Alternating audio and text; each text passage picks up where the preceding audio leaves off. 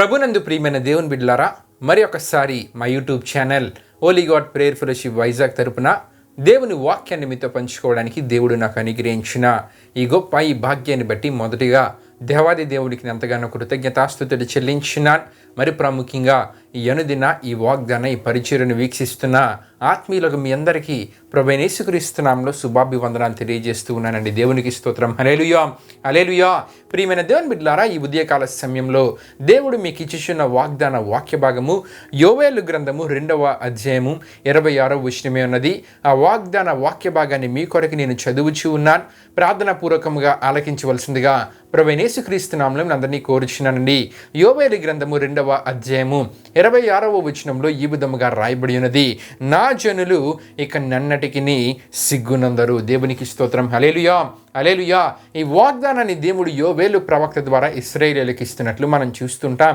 దేవుడు ఇశ్రాయేలీయులకి ఈ వాగ్దానాన్ని ఇవ్వడానికి గల కారణం ఏంటి, ఆ సందర్భంలో ఇశ్రాయేలీయుల పరిస్థితి ఏ విధంగా ఉందో ముందుగా క్లుప్తముగా మీకు తెలియజేయాలని నేను ఆశపడుచు ఉన్నానండి. యోవేలు గ్రంథము 1వ అధ్యాయం మనం చదువుతూ ఉన్నప్పుడు ఇశ్రాయేలీయులకి ఎదురైన ఒక ఘోరమైన పరిస్థితి అక్కడ మనకి కనబడుతూ ఉంటుంది.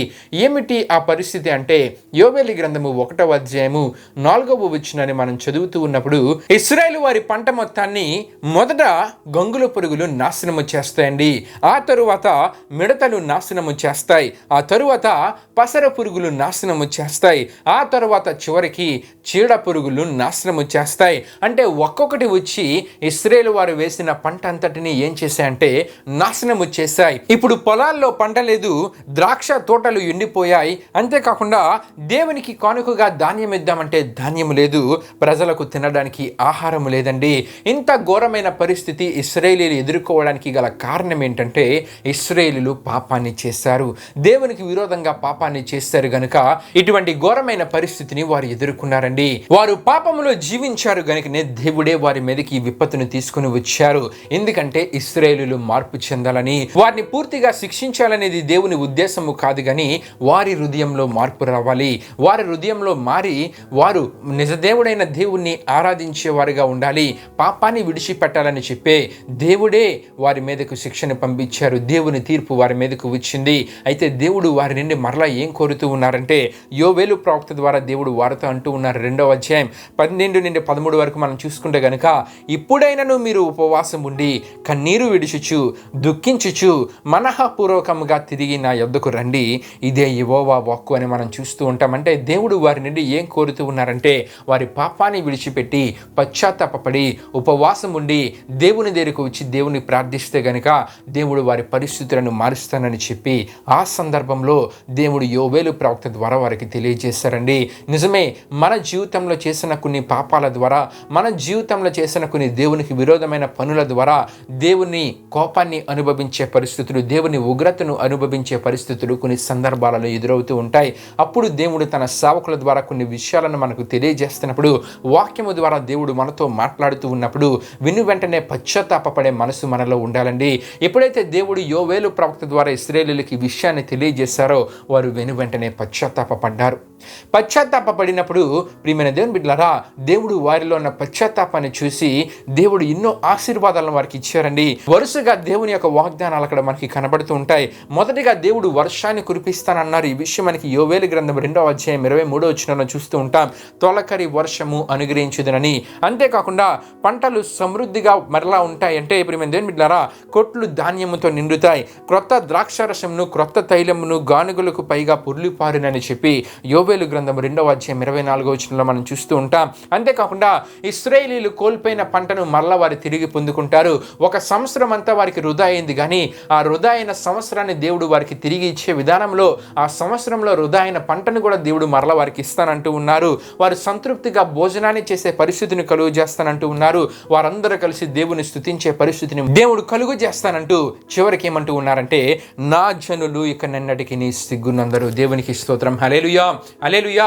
పశ్చాత్తాపాన్ని చూచిన దేవుడు, పరిపూర్ణమైన పశ్చాత్తాపాన్ని చూచిన దేవుడు ఒక అద్భుతమైన వాగ్దానాన్ని వారికి ఇస్తూ ఉన్నారండి. మీరు ఇక నన్నటికి సిగ్గునందరు. ఇప్పటి వరకు మీకు పంటలు లేవు, తినడానికి ఆహారం లేక సిగ్గుపడే పరిస్థితిని మీరు ఎదుర్కొన్నారు. కానీ మీకు ఎదురైన అవమానము మరలా మరలా ఎదురవదు.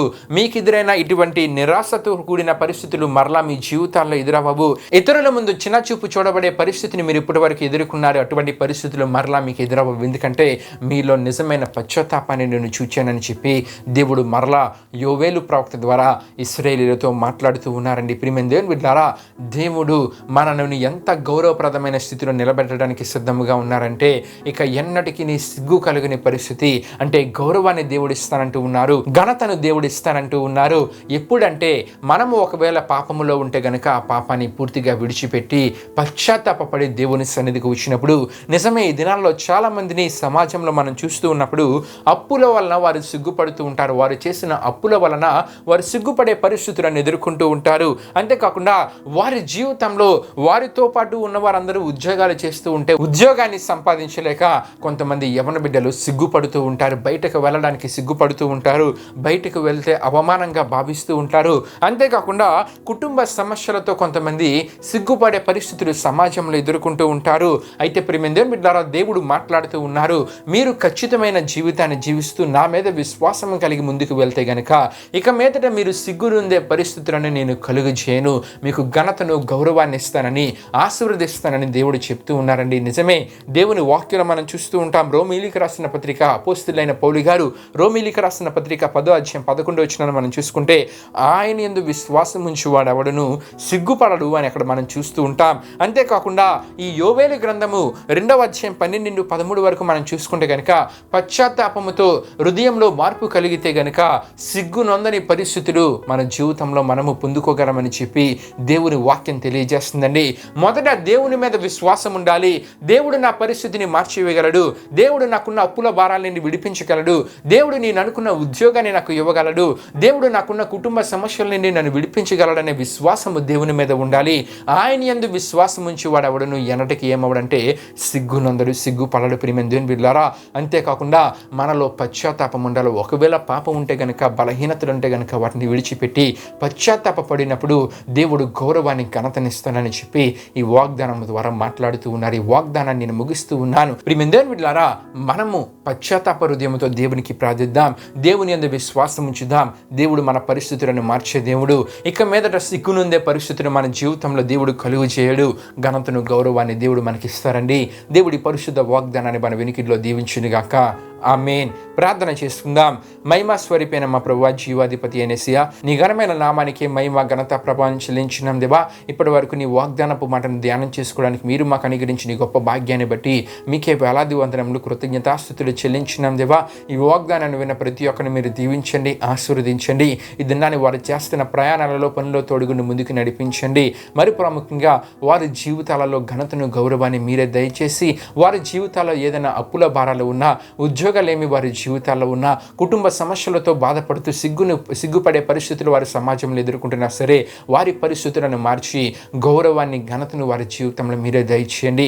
ఈ వాగ్దానాన్ని విన్న ప్రతి ఒక్కరిని మీరు దీవించండి, ఆశీర్వదించండి. ఈ దినమంతా మీరు తోడైనవని మీకే వేలాది వందనములు కృతజ్ఞత ఆస్తుతులు చెల్లిస్తూ యేసు పరిశుద్ధ నామంలో అడిగి వేడుకొనుచున్నాం తండ్రి. ఆమేన్. యేసు రక్తమే జయం ప్రభు, యేసు రక్తమే జయం ప్రభు, యేసు రక్తం సంపూర్ణమైనది, అపవాది క్రియలకనంత నాశనం కలుగునుగాక. ఆమేన్. ప్రభు మిమ్మును మీ కుటుంబంలోని దీవించునుగాక. ఆమేన్.